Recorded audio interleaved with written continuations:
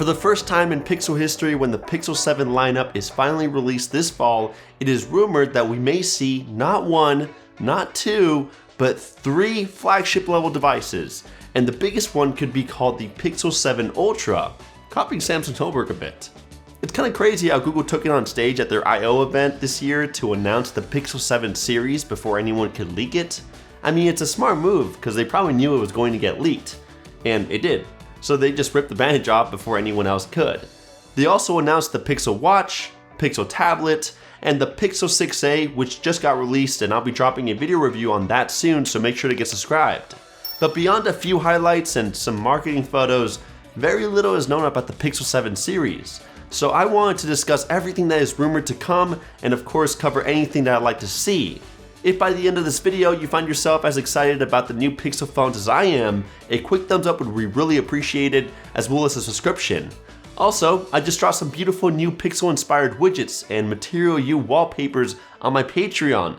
It'll look lovely on any Pixel device or any other Android for that matter.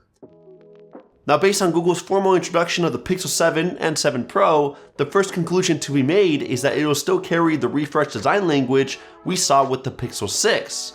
And I don't mind, I actually love that design. Plus they got similar measurements according to OnLeaks and a few other sources. The Pixel 7 is just slightly smaller than the Pixel 6, 3mm tinier to be exact. There's even a rumor by Ross Young, an industry expert, that it could have a slightly smaller display, but nothing hugely different. The 7 Pro on the other hand has the same exact dimensions as its predecessor. So I guess Google found the perfect size for the bigger Pro model, and I gotta agree with them. The size of the 6 Pro is big enough to enjoy long hours while still being comfortable enough to hold and use for a long time. The only notable difference is the camera bar across the back. Instead of it being a seamless glass bar, Google is now emphasizing the cameras by creating cutouts for both the main and ultra-wide lens, and then circling the telephoto on the back for the 7 Pro. Not sure how I feel about this yet, but it does look nice from what I can tell from the pictures. Seeing it in person could be a different story though. The camera bar also won't be glass anymore, it'll be covered in metal, so I guess better protection for those sensors. And we'll likely get new distinguishable color options. Android Police reports both variants will come in black and white, or obsidian and snow, respectively, while the 7 may stand alone with a lemongrass colorway, a very pale yellowish green, and the 7 Pro series may include a hazel colorway, a hue between gray and brown, with gold metal trims on the sides and across the camera bar. In my opinion, that one looks the cleanest. As for the camera specs, nothing is really changing either. We'll most likely see the same optics as its predecessor, and if any changes do come to the photos, it'll most likely be handled by the software. So again, both Pixels will probably house the same 2 camera sensors, presumably a 50 megapixel wide lens and a 12.5 megapixel ultra wide, just like the Pixel 6. And then the 7 Pro will have the addition of the same telephoto lens with a 4x optical zoom and 48 megapixels. The same exact camera hardware as this Pixel 6 Pro, nothing changed. If you're following the trend here, the specs of the display are also going to be the same. 9to5Google found some code within the Android open source project that implies that both this Pixel 7 and 7 Pro will also carry the same resolution, refresh rate, and Samsung's panels as last year's model. I mean, I'm totally fine with that too. The Pixel 6 Pro has a fantastic display, and 90 or 120 Hz is still buttery smooth. Plus, both displays will still have an under-display fingerprint sensor, which I hope are much faster this time around because the Pixel 6 sensor was pretty bad at the beginning. Luckily, the 6a's was really good, so props to that. Plus, I hope they include Face Unlock because I really missed that feature as well. So, please Google, please. For the software, Google always releases the phone with its newest Android update, and this time the Pixel 6 will support Android 13 at launch. Not a very huge, exciting update in my opinion. Android 12 was way more jaw-dropping, but it's still welcome. Plus, I hope that Google offers at least 4 OS updates instead of just the typical 3, and 5 years of security updates, which they already did with last year's model. That's great. Still, so far it's looking like Google is pulling an Apple and releasing the same phone again with a few upgrades. But this is where things start to get real interesting. Again, 9to5Google spent some time parsing through Android's open source project code, and while finding references to the Pixel 7, coded as P10, and the Pixel 7 Pro, coded as C10, they also found clues to a possible third device to be released in the Pixel 7 series, coded as G10. Could this possibly be a Pixel Ultra, or maybe a Pixel Max device? Of course, this is merely speculation at this point, as Google didn't make any mention of it during their I/O conference event, but releasing multiple tiers of flagship devices would put Google right in line with some of their staunchiest competition. I'm looking at you, Samsung and Apple.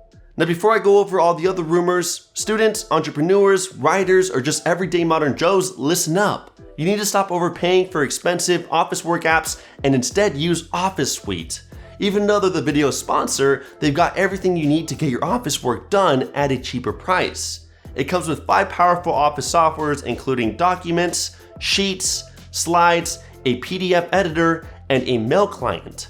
All of which are cross-platform, supporting Windows, Android, and iOS, except for the Mail app, which only works for desktops. So I can start writing a paper on my Android, and then switch to my desktop to pick up where I left off. It's super useful. The best part is that each module has a familiar feel to what we're all used to. So even if you open the apps for the first time, there won't be a huge learning curve. I even love that the Android and iOS app have all the modules packed into one spot, ready to be used. No more needing to download 5 different apps just to edit different types of documents. Plus, each one still has all the same features that the desktop version has. That's pretty rare for Office apps nowadays. And as I said at the beginning, OfficeSuite is super affordable and much cheaper to use than its top competitors. It even provides a free trial to let you use all the modules for a few days without even paying a single dime. So make the switch and start using OfficeSuite today through the link in the description. Anyways, what's also unknown is how the Pixel 7 series will perform. I mean, it's pretty clear that it'll carry Google's 2nd generation Tensor chip, codenamed Cloud Ripper, but it's unclear how its performance will shape up against the Snapdragon 8 Gen 1 Plus or Apple's A16 Bionic chip.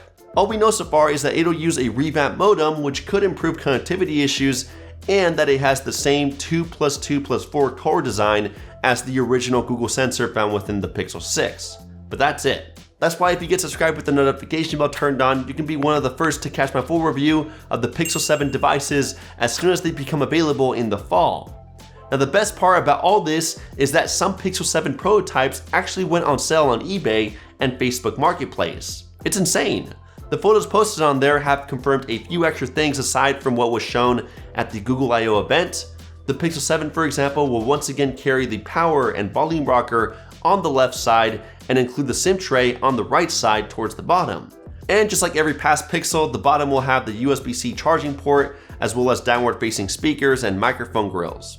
Despite the selling prices of the prototypes on eBay and Facebook Marketplace, we can certainly expect Google to continue putting forth their best effort to undercut the competition with their pricing of the latest Pixel models.